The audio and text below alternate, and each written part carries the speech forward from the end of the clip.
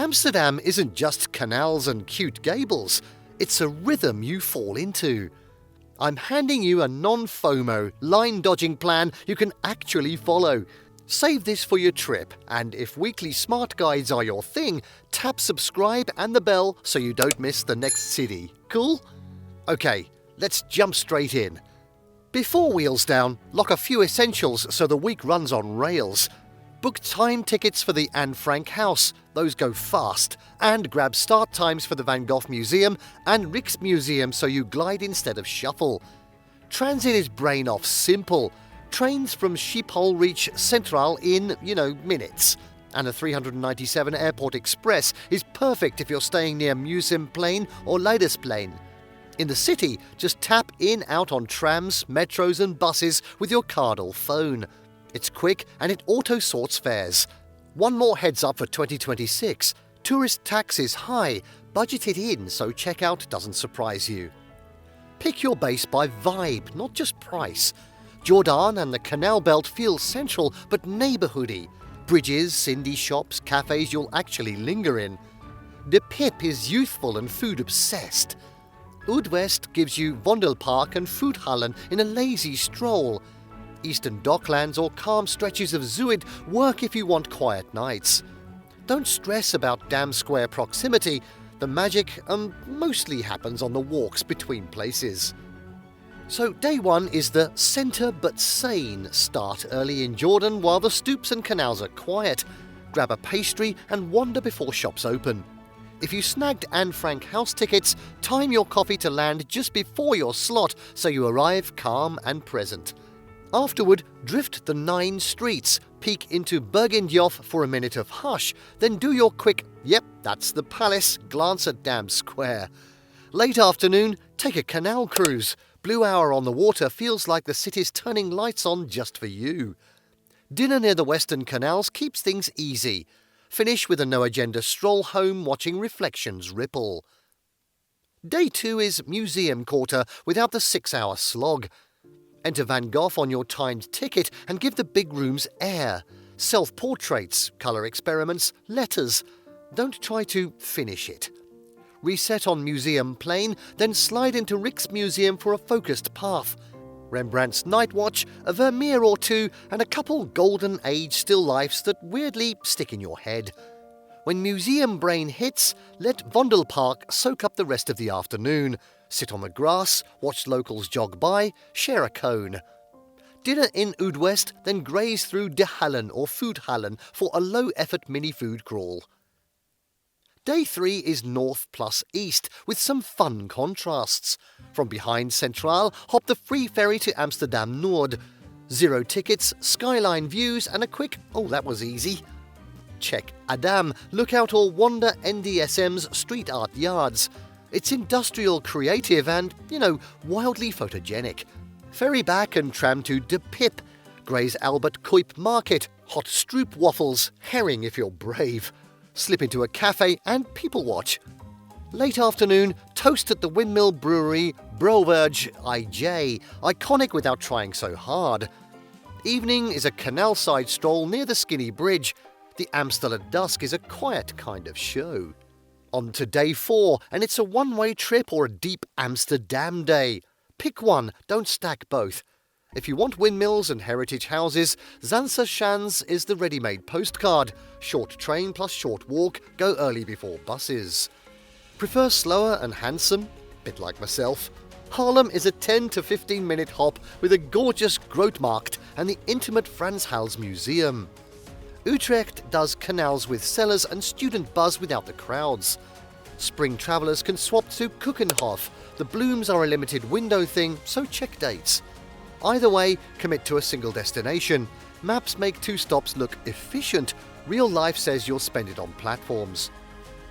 Alright, day 5 is your flex. Rent an e-bike and glide into Waterland, Dugerdam, Ransdorp, maybe Marken. Flat fields, church spires, mirror still water. Or stay urban and curious. The Jewish Cultural Quarter, that candlelit Portuguese synagogue is a mood. A canal house museum to see how people actually lived, and De Plantage for leafy streets and an easy lunch. If rain shows up, trade bikes for interiors and windowside coffee. You'll watch bikes stream past like clockwork. For a last view, end on a rooftop or a quiet bridge over the Amstel. Small ripples, big exhale. Time savers and getting around, keep it simple. Screenshot every QR so a dead signal doesn't stall you at the door. First or last entry slots change everything. Mornings feel like the city's still stretching. With OV Pay, remember to tap in and out. It charges the right fare without you doing math or swearing at a ticket machine. Trams are your friend, but bike lanes are not sidewalks. The red asphalt is sacred to cyclists, and yes, they appear like ninjas. Ferries behind Central are free and frequent. Use them as a pressure valve when crowds spike in the centre. If you land late, the airport's bus to Museum Plane Leidersplein is clean and simple. Otherwise, trains to Central are hard to beat for speed. And if something's sold out, check again the evening before. Amsterdam drops extra slots more often than people realise. Safety and etiquette are mostly city sense.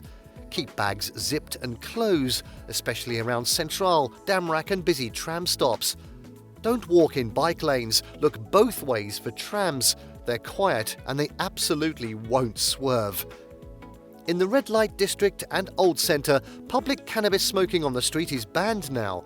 Coffee shop terraces are fine, streets aren't. So keep it respectful and legal.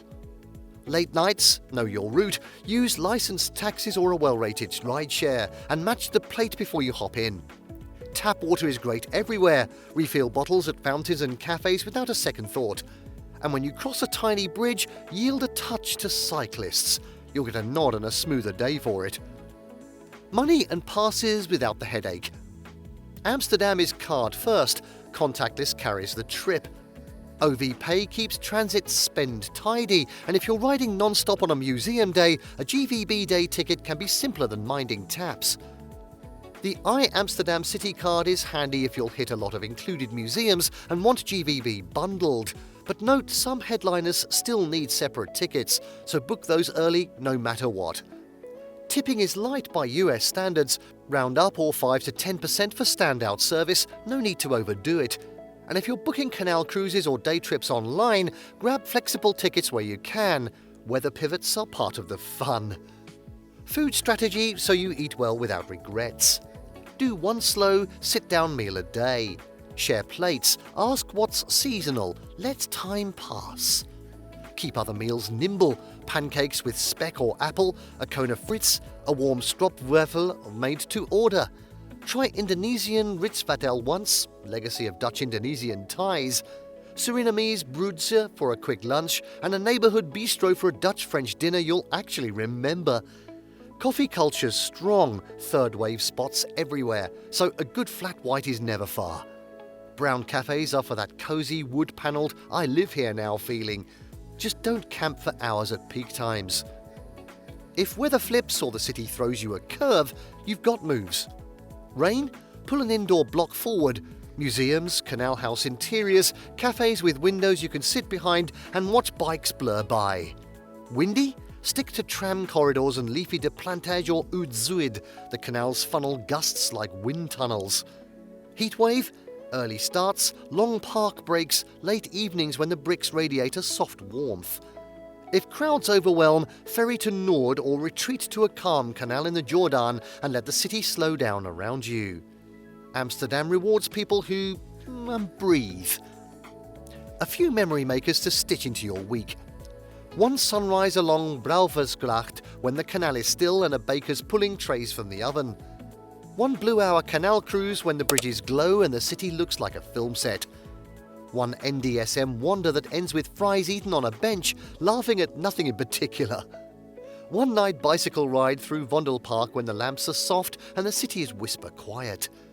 And one small moment, probably at a corner table with a plate you didn't overthink, when it hits that the trip has clicked you and you feel strangely at home.